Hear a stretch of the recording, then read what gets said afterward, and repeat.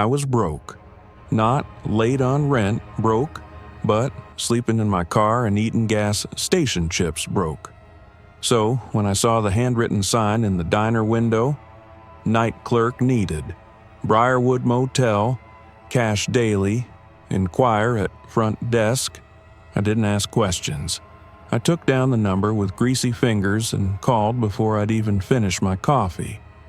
The guy who answered didn't bother with small talk, just told me to come by at sundown, bring a photo ID, and wear comfortable shoes.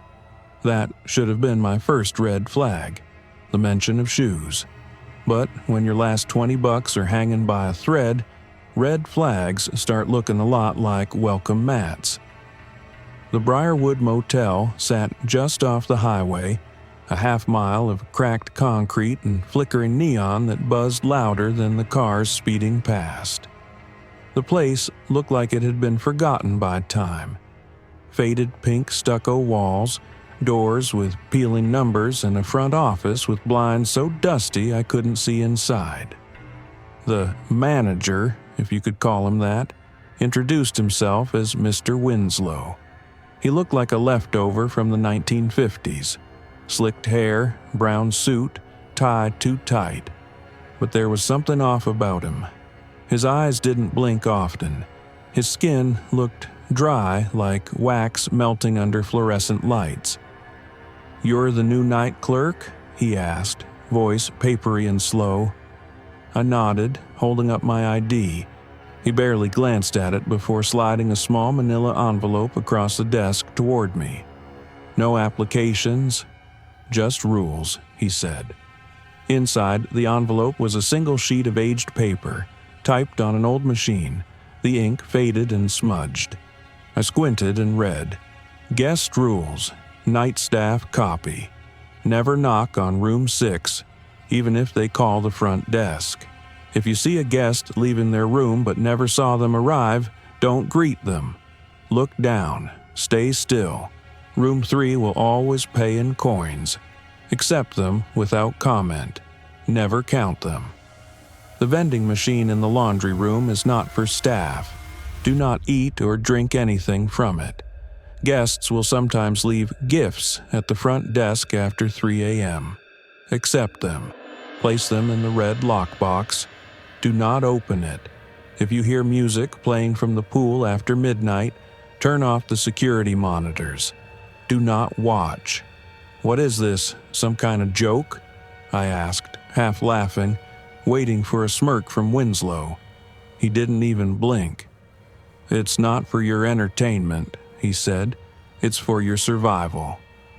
I stared at him. He stared back. Eventually, I tucked the list into my back pocket and followed him through the back office into the clerk booth.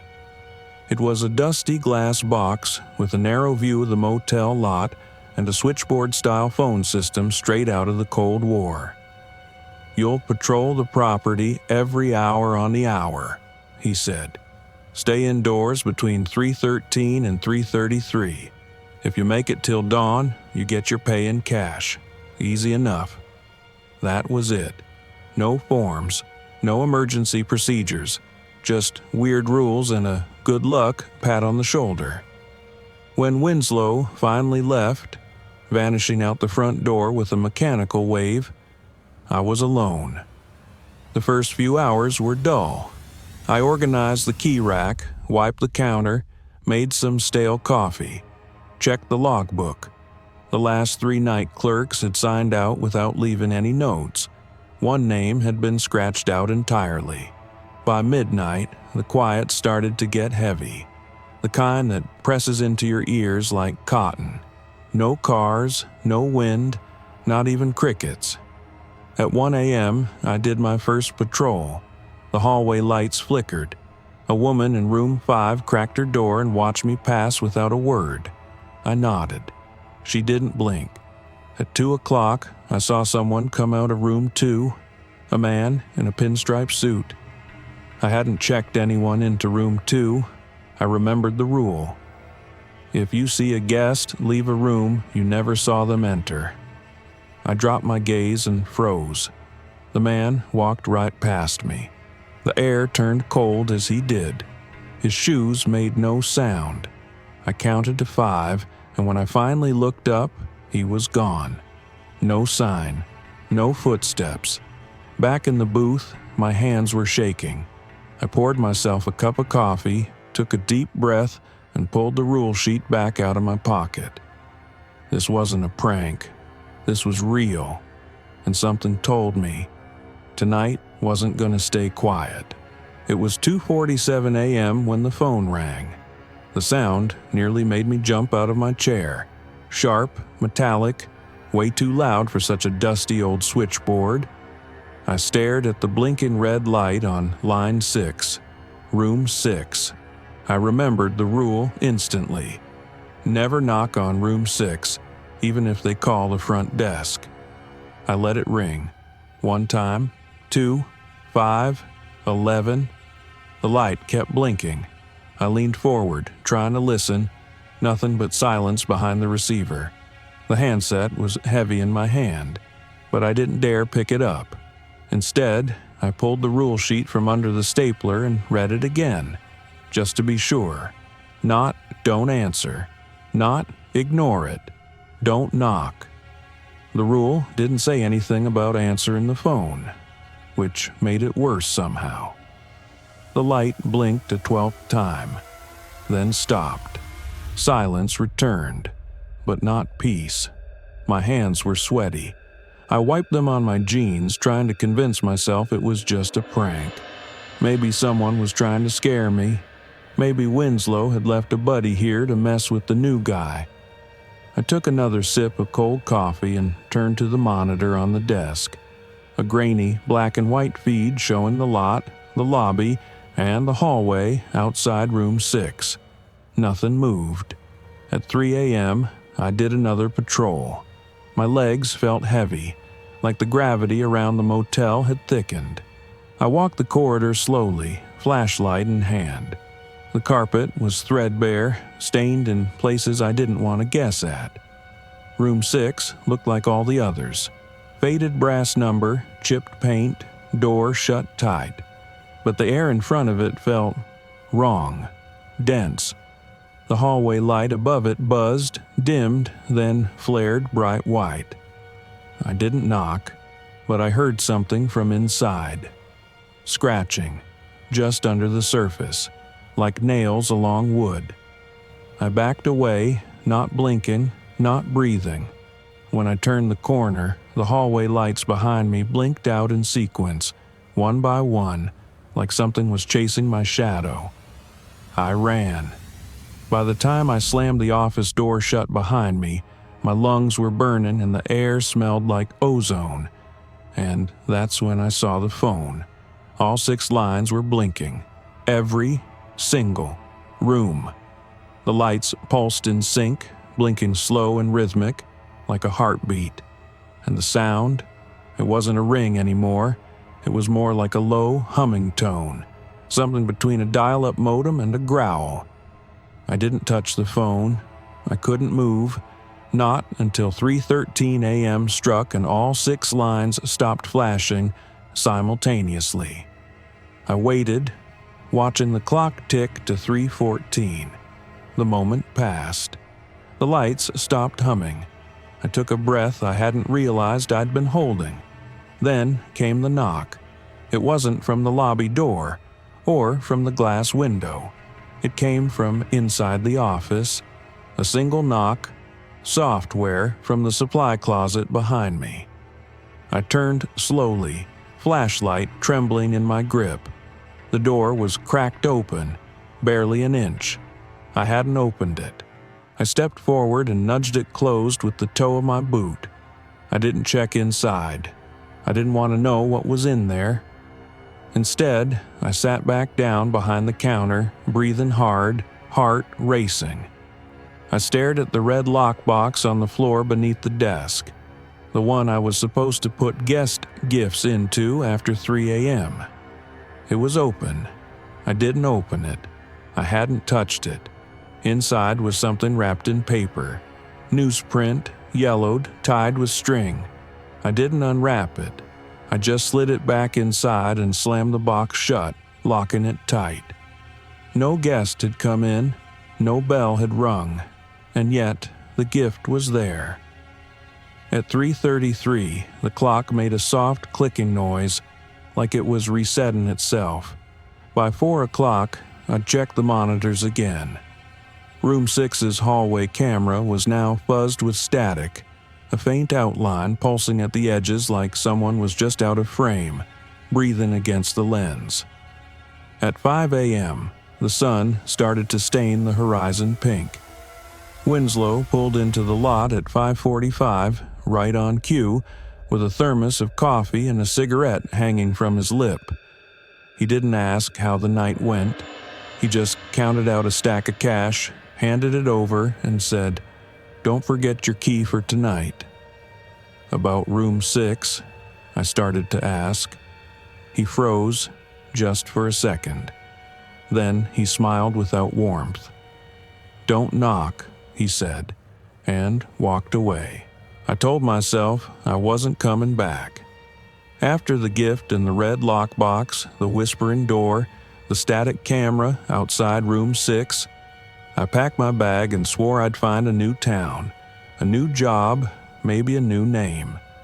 But at 6:45 p.m., I was back at Briarwood, sitting in my car outside the office, engine running and hands shaking. I hadn't even spent the cash Winslow gave me. It sat folded neatly in my glove box like hush money. Something about the place pulled at me. Not just desperation anymore, but curiosity, or maybe fear disguised as obligation. Winslow didn't say a word as he passed me on his way out. He just tipped his hat, who even wears a hat anymore, and left with that same mechanical gait, vanishing down the road like a figure fading out of a dream. Inside, the front desk looked untouched. Same dust, same silence, same rule sheet tucked under the stapler like a holy document. I reread rule number 4. The vending machine in the laundry room is not for staff. Do not eat or drink anything from it. Easy enough.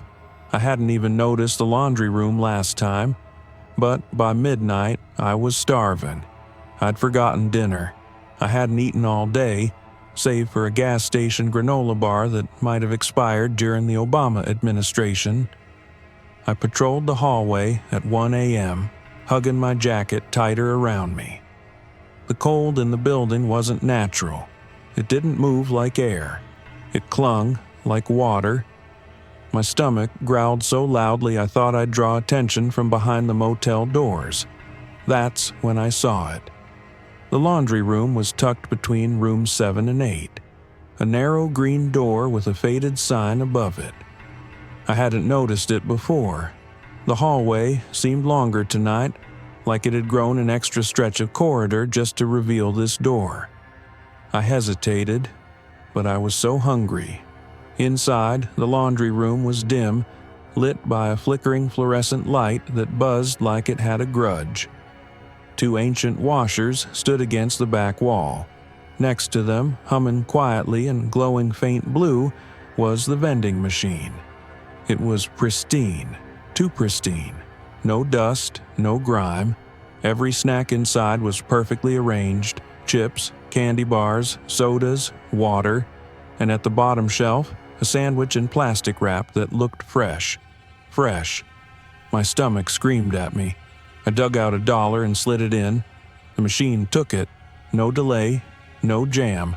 I pressed B3, the sandwich. It dropped. I unwrapped it, hands shaking, and took a bite. Cold turkey and American cheese, bland, flavorless, but it was food. And then, I blinked. Suddenly, I was sitting in the front office again. The sandwich was gone. My flashlight was on. The clock read 3:22 a.m. I had no memory of walking back, no memory of eating the rest, no sense of time passing at all. Outside, the parking lot was filled with cars. That couldn't be right. There had only been one when I did my rounds, a white Corolla in front of room 4. Now there were at least 7, headlights off but engines running. I could see the heat wavering above the hoods. No one in the driver's seat. I checked the monitors. Rooms 3, 4, 7, and 10 all had people standing outside their doors, motionless, facing the hallway walls like children in timeout. None of them moved, none blinked, just stood. I flipped to the hallway cam. The image blinked, jumped, then froze. A still frame of room 6's door, slightly open, a shadow on the threshold, and then the screen went black. The front desk phone rang. Line 4. I let it ring, and ring, and ring. At 3:33 exactly, it stopped, and so did everything else. The monitor feeds all shut off. The clock reset to 12 a.m. The lights dimmed, then surged back on. My reflection in the office window didn't move when I did. I turned quickly. No one behind me, just that reflection, half a second behind. I sat down, trying not to hyperventilate. The list of rules felt heavier now, like it was pressing down on my chest. I pulled it close and underlined rule number 4 with the edge of a pencil. Do not eat or drink anything from the vending machine. Too late. The air smelled like burnt dust and copper, and somewhere out in the lot I swear I heard someone, or something, chewing. I didn't sleep after the vending machine night. Not because I wasn't tired, I was exhausted. But every time I closed my eyes, I saw those people standing outside their doors. Faces turned toward the walls, silent, waiting. When I arrived for my 3rd shift, I nearly turned the car around. The Briarwood looked the same as always. Empty parking lot, buzzing neon sign. But it felt different. Like the whole building was leaning forward, listening. Winslow was waiting by the office door this time. He didn't say anything about the vending machine or the lost hours or the flickering cameras. He just said, "Don't forget Rule 5 tonight," and handed me a small brass key. "For the lockbox," he added, "in case they leave something for you." I opened my mouth to ask what kind of something, but he was already walking away, vanishing into the mist like he'd never been there. Inside the office, everything looked the same. Same dust, same cracked leather chair, but the lockbox was now sitting on the desk, not under it, not tucked in the shadows. It was front and center, red metal about the size of a toolbox with a keyhole shaped like a crooked smile. I slid the brass key into my pocket and told myself I'd never need it. At least, not if I followed the rules. Midnight passed quietly. I did my hourly patrols like normal. No guests were checked in, but I heard televisions behind doors that should have been empty. Static-laced dialogue from shows I didn't recognize, sitcoms that laughed at nothing, voices repeating the same lines in loops. At 2 a.m., I passed room 3 and found a pile of coins on the floor just outside the door. Polished silver dollars stacked perfectly. I didn't touch them. Rule 3. Room 3 always pays in coins. Accept them without comment. Never count them. I just nodded and moved on. By 3 a.m., the silence felt electric. My ears buzzed with it. Then, at 3:17, not a minute sooner, the front desk bell rang. Just once. I rushed back from the hallway, breath caught in my throat. I hadn't heard the door open. I hadn't seen anyone approach. But there it was. A small paper bag sitting squarely on the front desk, twisted closed with a single red string. No note, no footsteps. The rule came back to me. Guests will sometimes leave gifts at the front desk after 3 a.m. Accept them. Place them in the red lockbox. Do not open it. My hand hovered above the bag. It was cold to the touch, lighter than it should have been. Something inside shifted slightly when I moved it, like loose dirt or sand. I opened the lockbox with the brass key and placed the bag gently inside. Then I shut the lid, but I didn't lock it, and that was my mistake. I sat back in the desk chair, staring at the box like it might grow legs and walk away. The urge to know what was inside clawed at me. My rational brain told me it was trash, some weird offering, a guest joke, a test. But the motel didn't do jokes. After 10 minutes of pacing, I cracked the box open. The paper bag was still there, untouched. I opened it. Inside was a tooth. Humans, yellowed, old, wrapped in an aged photo, black and white, curled at the edges. A child stood in front of the Briarwood Motel. Same sign, same shape, but the trees in the background were different, taller, wilder. The child looked about 5 years old, short hair, blank expression, and the kid was me. I dropped the photo. It couldn't be.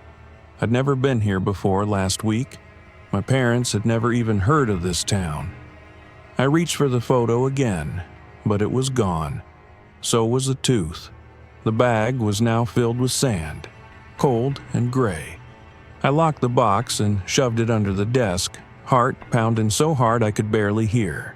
That's when the office light dimmed, just for a second, then again, then stayed low. On the monitor, every hallway camera had frozen, except one. The camera facing the main hallway. The door to room 6 was open, and someone was standing in the doorway. Not outside the door, in the door, half in shadow, half in view, looking directly at the camera, at me. I blinked. The camera feed fuzzed. When it cleared, the hallway was empty, and the front desk bell rang again. Software deliberate, not from the counter, from behind me. The bell rang again, but this time the sound didn't come from the front desk. It came from behind me, low, hollow, like it had echoed up from under the floorboards. I turned slowly, half expecting to see Winslow or some prankster guest with a smirk and a hidden camera. But the office was empty. Dust motes floated in the dim air, catching the flicker of the dying ceiling light.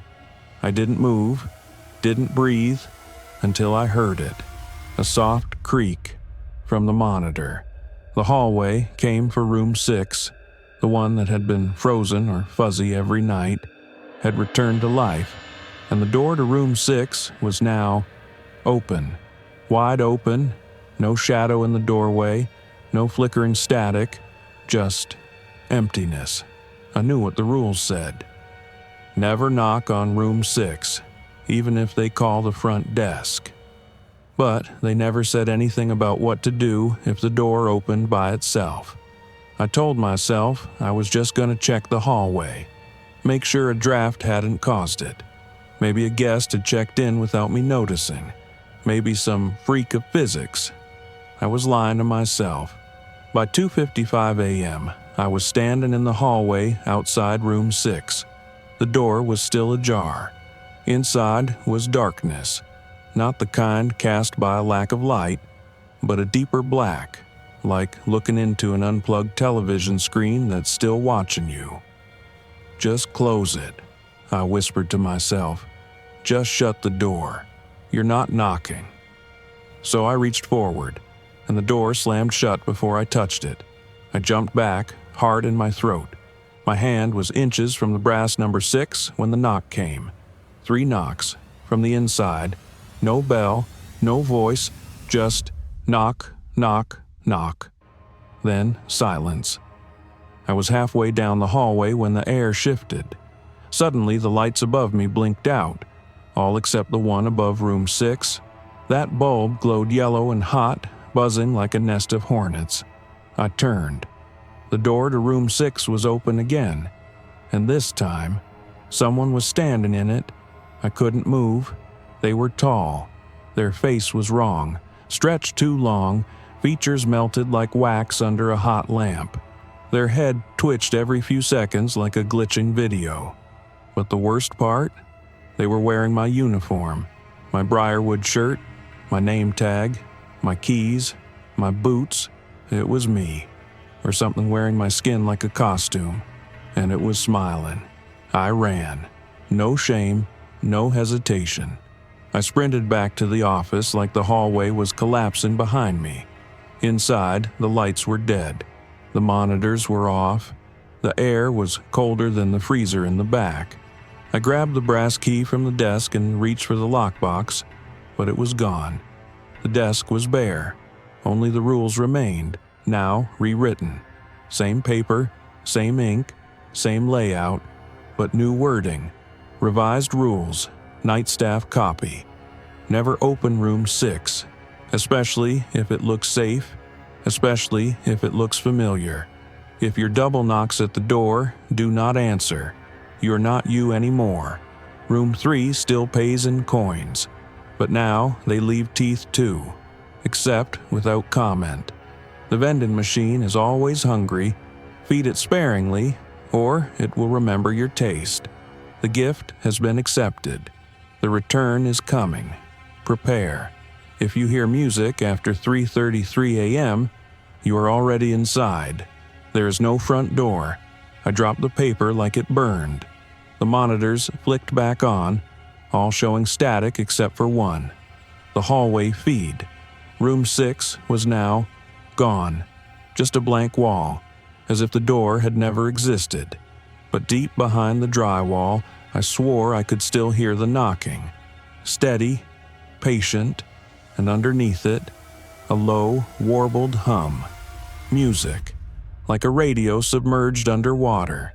Like a party I wasn't supposed to remember, but maybe once attended. The 4th night was supposed to be my last. I told myself I wouldn't go back. I packed my car, deleted Winslow's number, and drove an hour in the opposite direction. I got as far as a nameless diner off Route 9 before the engine sputtered and died. Not from any mechanical failure, just silence. Like the car decided I wasn't allowed to leave, and in the reflection of the rearview mirror, I saw it. The neon sign, Briarwood Motel, vacancy. I hadn't turned around, but it was there, waiting. So I walked back. When I reached the office at 11:58 p.m., the key was already on the desk. A fresh rule sheet sat beside it. This one was handwritten. The ink is still wet. Final reminder, night staff. The pool is open tonight. The guests will gather. The song will begin. You will not stop it. You will only observe. You will not look at yourself in the water. The pool? I didn't even know we had one. The original rules had mentioned music coming from the pool after midnight. Do not watch. But now, the pool was front and center. At 12:07 a.m., the music began. Old jazz, fuzzy saxophone, and warped strings like something playing from a record left out in the rain. It came from the far edge of the property, past room 10, where the path turned into overgrown brush. I followed it. Branches tugged at my shirt as I pushed through the brush. The motel lights faded behind me. Then I saw the glow, soft greenish blue, flickering on wet concrete. The pool, rectangular, perfect, still. Dozens of guests lined its edge, standing barefoot, faces blank, wearing mismatched clothes from every decade. One woman in a 1950s house dress, a kid in a Ninja Turtles tee, a man in a suit that might have been buried in. They all looked down into the water. So did I, and there I was, standing with them. But in the reflection, I was smiling, grinning. My reflection moved before I did, nodding once, slowly, then tilting its head toward the water, invited me. I stepped back, and that's when the music stopped. In an instant, every guest turned to look at me. Their faces didn't change, still expressionless, still quiet. But the message was clear. I had broken the final rule. The water rippled once, and the reflections vanished, including mine. The pool was now black, empty, cold. Then a voice behind me spoke. "You're early." I turned. It was Winslow, but he looked different now. His skin wasn't waxy, it was cracked porcelain. His eyes were small, mirrored orbs that reflected nothing, and his voice had lost any trace of warmth. "You've been promoted," he said. I took a step back. "I quit." "There's no quitting. You've accepted the gifts, you've broken the bread, you've heard the song." He reached into his coat and pulled out a new rule sheet, this one laminated. Property manager. Night shift. Train the new clerk. Enforce the rules. Feed the machine. Guard room 6. Collect the gifts. Keep the music playing. The keys in my pocket suddenly felt heavier. I looked down. They weren't keys anymore, they were teeth. Polished, labeled, room numbers engraved on enamel. I ran, back through the brush, past the glowing signs, into the front office. Everything had changed. The walls were older, yellowed. The calendar on the wall read 1997. A guest ledger on the desk had my name, signed in black ink under a different year, 1984. The monitor showed a new face at the front desk, someone younger, nervous, looking at the rule sheet, and in the glass reflection beside the screen, I saw myself, smiling, wearing the brown suit, slicked back hair. I was Winslow now. The motel didn't want a clerk anymore. It wanted a manager. It's been years, or maybe days. Time doesn't mean much here. But every night the music starts. Every night the guests arrive. And every night someone new walks through the front door asking about the job. Desperate, hungry, just like I was. I always give them the rules. Some follow them, some don't. But one by one, they all join the pool, and the Briarwood smiles.